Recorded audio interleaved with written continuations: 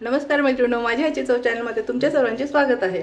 मस्त आज मी माझ्या मैत्रिणींसाठी एक सुंदर चविष्ट एकदम हॉटेलला सुद्धा कुठे भेटणार नाही असा चवीचा अप्रतिम नॉनव्हेज बनवणार आहे।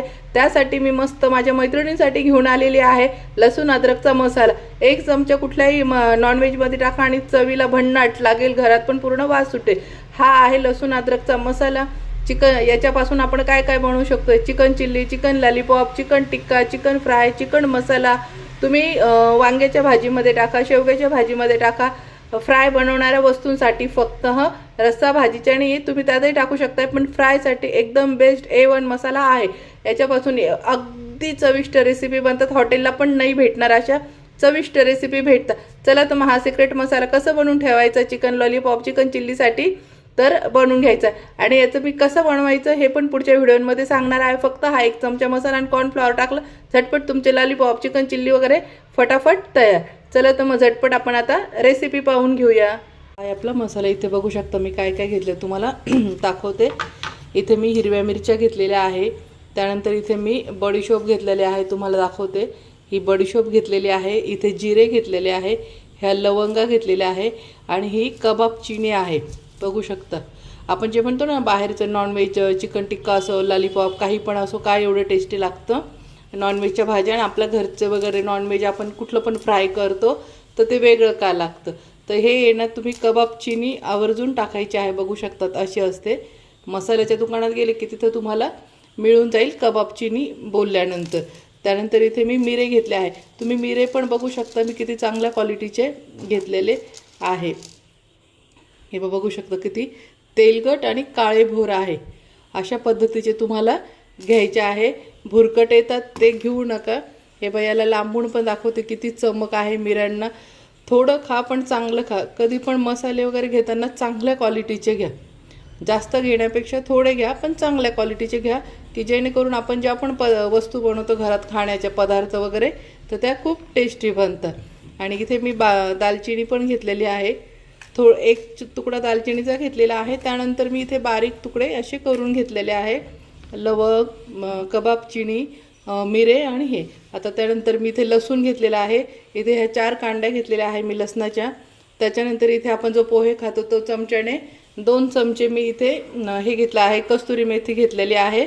तुम्हाला चमच्याचं माप पण दाखवते, जो आपण पोहे खातो वगैरे असा हा चमचा, मीडियम साईजचा, मोठा पण नाही खूप छोटा पण नाही, जे आपण मोठे माणसं खातो त्या चमच्याने हे सर्व माप घ्यायचं आहे। तर इथे मी 4 लसणाच्या कांड्या घेतल्या आहे, इथे मी हे 2 चमचे कस्तुरी मेथी घेतलेली आहे। अद्रकचा एक मोठा तुकडा असा, एवढा मोठा असा तुकडा घेतलेला आहे। त्यानंतर इथे मी 15 ते 20 हिरव्या मिरच्या घेतल्या आहे, तुम्ही कमी जास्त करू शकता पण शक्यतो 15 ते 20 मिरच्या घ्यायच्या आहे। त्यानंतर इथे मी बडीशोप घेतलेली आहे, बडीशोप पण हे 2 चमचे घेतलेले आहे। जिरे पण मी 2 चमचे घेतलेले आहे, धणे मी 2.5 चमचे धणे घेतलेले आहे। तर चला तर मग आता हे बिगर पाण्याचं मिक्सरच्या भांड्यात वाटून घ्यायचं आहे। तुम्हाला लांबून पण दाखवते, मसाला बघू शकता हा असा मसाला घेतलेला आहे। पुन्हा एकदा किंवा स्क्रीनशॉट काढून ठेवा, तुम्हाला लक्षात नाही राहणार तर। आता हे आपण मिक्सरच्या भांड्यात वाटून घ्यायचं आहे आणि बिगर पाण्याचं वाटायचं आहे।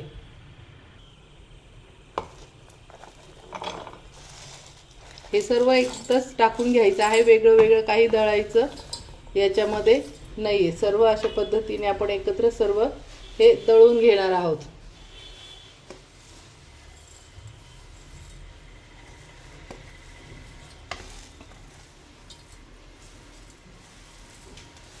हे सर्व आता मिक्सरच्या भांड्यात असं मी दळून घेते।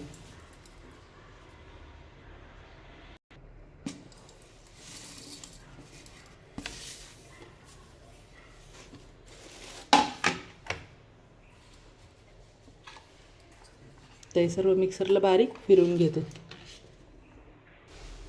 चमच्याने असं खालीवर करून आणि जाड बारीक दळायचं आहे। बघा यात पाणी टाकायचं नाही आहे, 2-3 वेळा उघडून आणि चमच्याने हे खालीवरती मसाला करायचा आहे, म्हणजे छान आपलं बारीक क्रश होतो। जास्त पेस्ट पण नाही आणि जास्त जाड पण नाही, आपल्याला जसं हवं आहे तसं भेटून जाणार।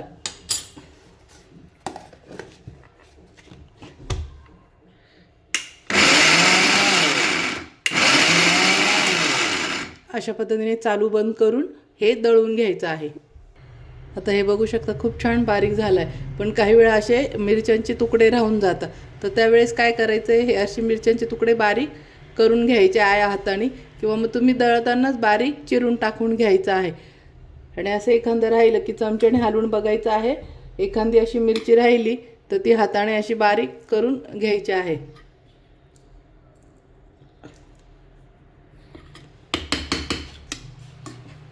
आणि चमच्याने हलवत असं पुन्हा बारीक करून घ्यायचं आहे. आता हे छान बारीक झालं. आता हे काळं पडू नये, आपल्याला फ्रीजमध्ये ठेवायचं. हिरवी मिरची काळी पडत असते, तर तसंच त्याची टेस्ट आणि कलर राहण्यासाठी आपण इथे थोडंसं तेल टाकून घ्यायचं आहे. तेल टाकून ठेवल्यानंतर आपला मसाला तसाच कलर छान हिरवागार राहतो. आणि फ्रीजमध्ये ही चटणी महिनाभर पण खूप छान टिकते. मस्त बघू शकता किती छान बारीक झालेलं आहे. तुमच्याकडून जर मिरचीचे तुकडे राहायला गेले तर शक्यतो याच्यामध्ये मिरचीचे एकदम छोटे तुकडे करून टाका, म्हणजे पटकन बारीक होईल.